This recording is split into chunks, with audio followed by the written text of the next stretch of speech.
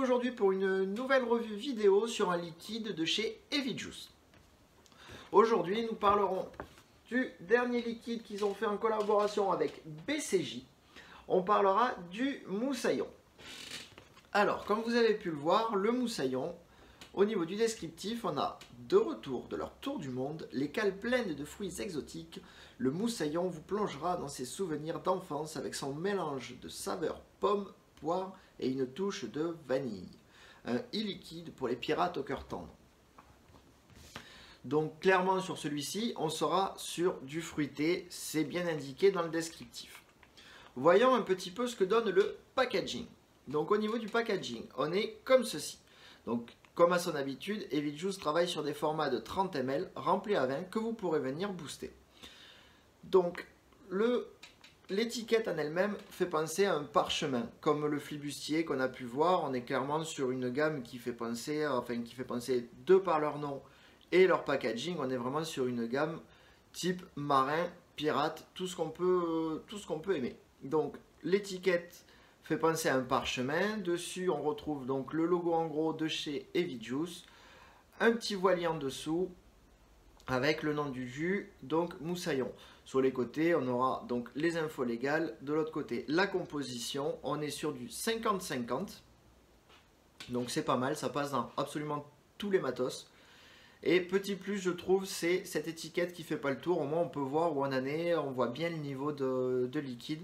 On sait quand il n'y en a plus qu'il faut pleurer. Donc voilà. Après, toujours pareil, bouchon sécurité, c'est obligatoire de toute façon. Donc on vient le retirer. Pour le booster, ce sera très simple, c'est la tétine qui se retire. Donc, soit on a le décapsuleur, wow, soit on se le prend dans l'œil.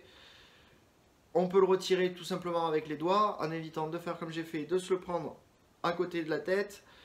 Voilà, hop, on pourra venir insérer directement le booster, c'est très très large. Hein. Donc il y a vraiment la marge pour mettre quelque chose, pour mettre la fiole. On peut remettre la tétine en place, on est bon. Voilà, donc ça c'est aussi un petit plus de pouvoir booster sans tout ouvrir, je trouve ça très très pratique.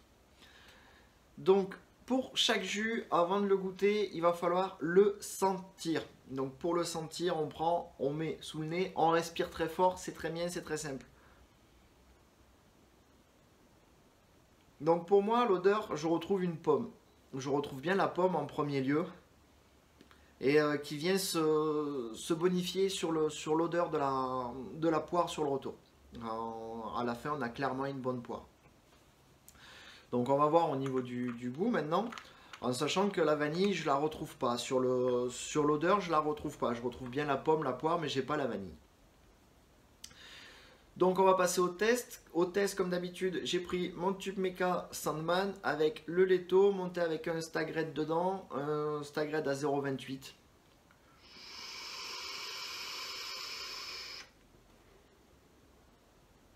Ça va plutôt pas mal. On a de bonnes saveurs. Donc au niveau de la saveur, moi, ça m'étonne toujours. J'ai toujours une impression de frais sur ce jus, alors qu'il n'est pas censé clairement être frais. Je pense que ce frais, on peut plus l'apparenter à l'acidité de la pomme un petit peu. Le côté un petit peu acidulé de la pomme. Donc sur le début de puff, je retrouve bien cette pomme. On a une sensation qui rappelle un peu le croquant de la pomme, celle où on va planter les dents là, dans la peau de la pomme. Voilà, j'ai ce souvenir qui me revient en bouche à chaque fois que je tire un puff. Et ensuite, on va venir se bonifier avec le côté poire. Donc c'est vrai que la poire est bien présente sur la fin de puff. Sur la fin, et elle va m'englober, moi personnellement, elle m'englobe tout le palais et elle me reste un bon moment, elle me donne envie de tirer de nouveau et d'y retourner. Après, clairement, la vanille, je la sens pas vraiment. Si on va la chercher un peu, effectivement, on peut la retrouver un peu mêlée à la pomme et sur le mélange qui va rester sur le palais avec la poire. Mais c'est quand même quelque chose de très subtil. À mon point de vue, on est sur quelque chose de très subtil. Ça peut être dû à mon matériel, comme ça peut être dû tout simplement à ce qu'ils ont vraiment voulu sortir.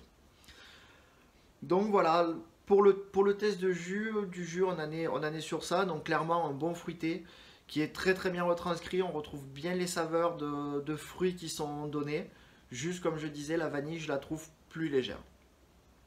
Sur ce les amis, j'espère que cette petite revue vous aura plu, vous aura été utile et je vous dis à très bientôt pour de nouvelles revues.